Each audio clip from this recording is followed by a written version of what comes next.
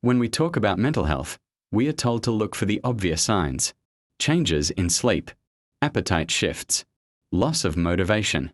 But there's one pattern almost no one talks about: your private habits, and specifically, why you reach for them.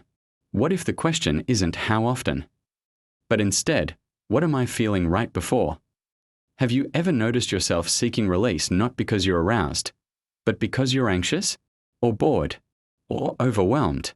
Maybe you told yourself it would help you relax, but afterward, you didn't feel better. Maybe you even felt worse. It might seem like a purely physical act, but often, it's emotional. Your body might be trying to regulate feelings your mind hasn't fully processed yet. So today, we read gently exploring a question many people are afraid to ask. What might your masturbation patterns be saying about your mental health? 1. When it becomes your go-to coping tool. For many people, it starts harmlessly. You're stressed. You want relief. You want to feel something different. And biologically, it works, at least for a moment. During the COVID-19 lockdowns, researchers observed that many people weren't engaging in sexual behavior primarily out of desire, but out of loneliness, anxiety, depression, and boredom. It became a coping strategy. And coping isn't wrong. But when it becomes your default escape from discomfort, that's when it's worth pausing. Here's a gentle reflection. Before acting on the urge, try asking yourself, what emotion am I trying not to feel right now? Sometimes the urge isn't about pleasure. It's about avoidance. And awareness alone can begin to shift the pattern. 2. When it starts to feel out of control. Maybe you've told yourself, I'll take a break. But somehow, you return to it again. And afterward, you feel frustrated, almost disconnected from your own choices. This isn't necessarily about high libido. Research on compulsive sexual behavior suggests it often emerges as a way to regulate emotional distress, not simply because of strong desire.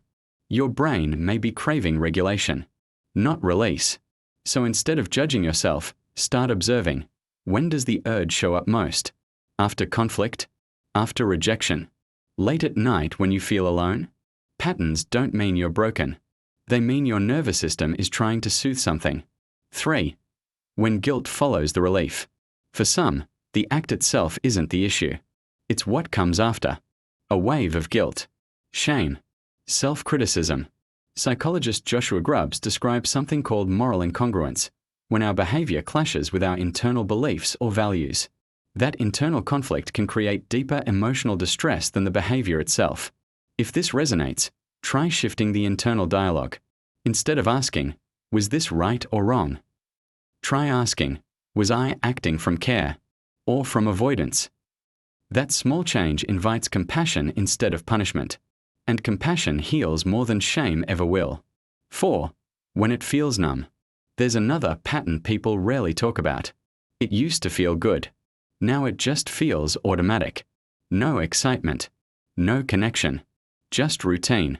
That emotional flatness can sometimes be linked to something called anhedonia, the reduced ability to feel pleasure, which is a core symptom of depression. And yes, it can show up in sexual behavior too. If you notice this kind of numbness, consider reconnecting to simple sensory experiences: warm water on your hands, music you once loved, sunlight on your skin. Numbness doesn't mean you're broken. Sometimes it means you've been carrying too much for too long. Before we continue, if you appreciate gentle, psychology-based conversations like this, ones that remove shame and replace it with understanding, consider subscribing to the channel. We explore mental health, relationships, and emotional growth in ways that feel human and safe. Now, let's continue. 5. Your triggers tell a story. When you really think about it, what usually comes before the urge? A stressful day? An argument?